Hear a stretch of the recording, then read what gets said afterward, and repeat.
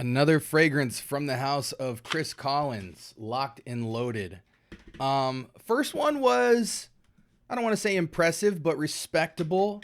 I'm really excited to see the range of versatility and creativity and the narrative of the house in terms of Chris's, catalog and get more into the house. And I know you guys are excited to see me run through it. So this one should be a treat. It's a unisex fragrance, and I haven't heard of it. Maybe you have, but strap up.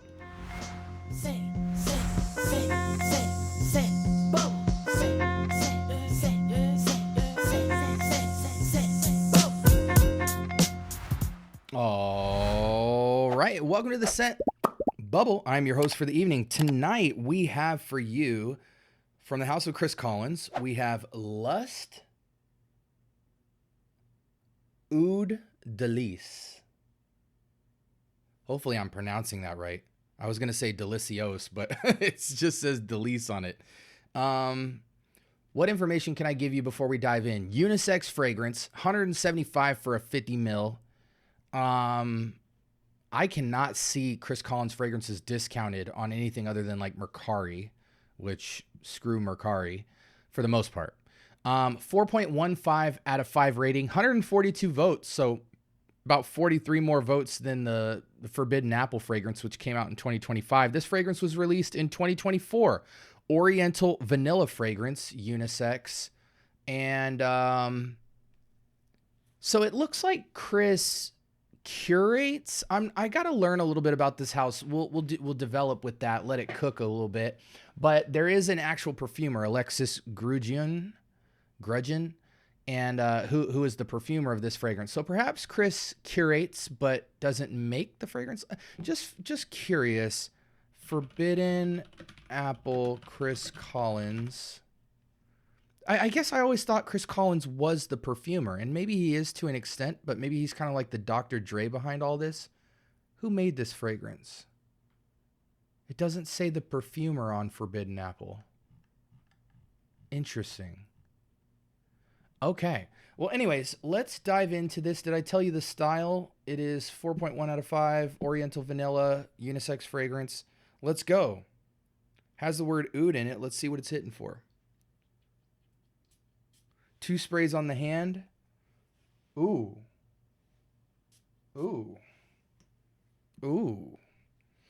I gotta say, I'm a little bit traumatized because the opening on Forbidden Apple was so nice compared to the dry down that I'm scared because I really like this opening in the air. I just hope this thing sits down right. Oh man, it's so different on skin compared to the test strip, which they're both dope, but I'm getting a richness and depth with this one that Forbidden Apple just didn't have. But let's see that dry down. Please don't sit down to something simple. Please, Chris. Ooh. Oh man, this sits on my skin so much differently than the test strip. I like it on the strip more. Okay, I need to give this a second. Let's read a story on this based off the house notes and give this a time to chill because this packs a serious punch. I'm getting so many different notes in here. It's throwing my brain for a spin. The intoxicating allure of dark chocolate, hazelnut, and walnut mirrors the magnetic pull between two souls craving one another. In the heart, we have notes that weave a tapestry of sophistication and passion, the base, blah, blah, blah, blah, blah, creating a sensual backdrop, an indelible trail. What the heck does indelible mean? I've been in speech and debate. I've been speaking the English language for 40 years. What the heck does that word mean? Indelible. Making marks that cannot be removed, not able to be forgotten. Okay, an indelible trail, like a lingering touch of a lover. Okay. Oh, man, I love that opening on the test strip, bro. See, the caliber of this test strip compared to Forbidden Apple is a lot more robust. I get kind of this oudy, leathery, hyper fresh backdrop of 70-30, that being the 30 and the 70% being this walnut dark chocolate. The hazelnut's not too hazily, which I really like. Hazelnut seems to be one of those notes that just holidays out a scent. This is staying seductive. Oh man, it reminds me of something. This is nice. This is cool. This is like an entry-level gourmand with a very masculine or at least intriguing, complex, sophisticated backbone. And this is what I personally really love when gourmands do this. They are both edible, but super upscale and have a manness and a womanness of sophistication outside of the gourmand elements that provide character and finesse and angle and versatility in the scent profile that I think is way more interesting than just simply staying gourmand. I do think there are gourmand scents that can play with texture and complexity and still be purist in their gourmandness, but I like when scents of gourmand contrast with something completely outside of the gourmand realm. Those are more interesting to me. With the exception of certain things, like a great example of this would be Roja's Sweetie Oud, which is imitating kind of a savory, sweet bakery feel. It's very complex. It's got a lot of depth. It's very different, yet it stays in the gourmand realm. But because it does that with its complexity, it's hard to find use case for it as a man. And I think even as a woman, but it's give and take, right? It's all the direction of the perfumer, but I still like stuff to be super wearable. Like I'm very much into art for art's sake, but wearability is such a big part of the fragrance experience that art pieces tend to be scents that you don't need a bottle of. If it's an art piece, get a travel spray, let it be art. You're not going to visit art a ton of times in the year. A travel spray is going to yield hundreds of sprays. You can visit it, but you don't need to have a bottle of it because you're not using it a lot, right? You're just observing it a lot. This has the type of backbone that makes it extremely wearable. Now, I'm loving it on the test strip. On my skin, I don't like it as much. There is a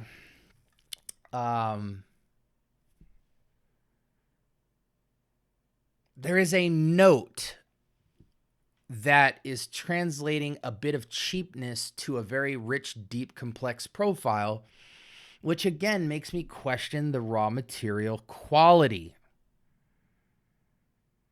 But not as much as Forbidden Apple.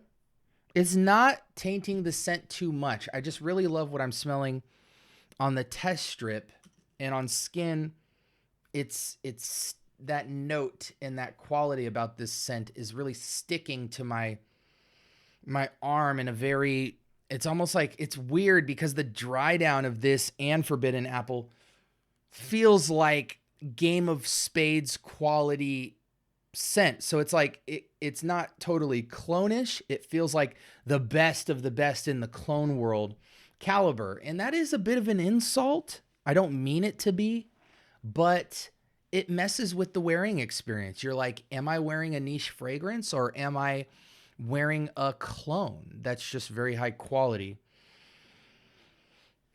It's a unique creative scent, so I'm also struggling to see the use case outside of what it's marketed as, which is a romantic fragrance. Let's go ahead and switch screens. See if we can get any more information about this. Let's see some of the cons here. Medicinal cypriol scent profile. Somewhat, it's got that kind of latent-y medicinal backdrop. Overpowering woods, no. Harsh camphoris opening, it's not harsh. Underwhelming value for price, that I do agree with. Distracting soapy dry down, I wouldn't call it soapy, but there is a distractingness about the dry down. Lacks complexity, I think it's complex enough. This has more to do with the quality of the blend to me. Leans heavily masculine. No. Chocolate notes absent on skin. That's false as well. Dark chocolate, hazelnut, walnut, orris, cypriol, benzoin, oud, musk, and sandalwood.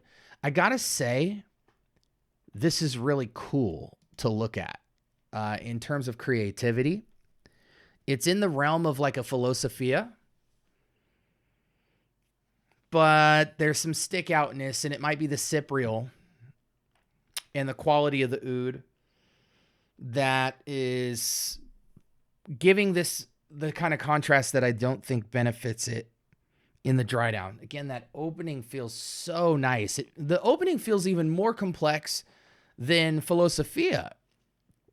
And yet the dry down it becomes flat a bit, but not as much as Forbidden Apple, because Forbidden Apple goes into it dries down into a very teeny bopness, whereas this dries down and it still has some girth to it. It still has some richness and depth, but it does get a little flat soda-y compared to that opening.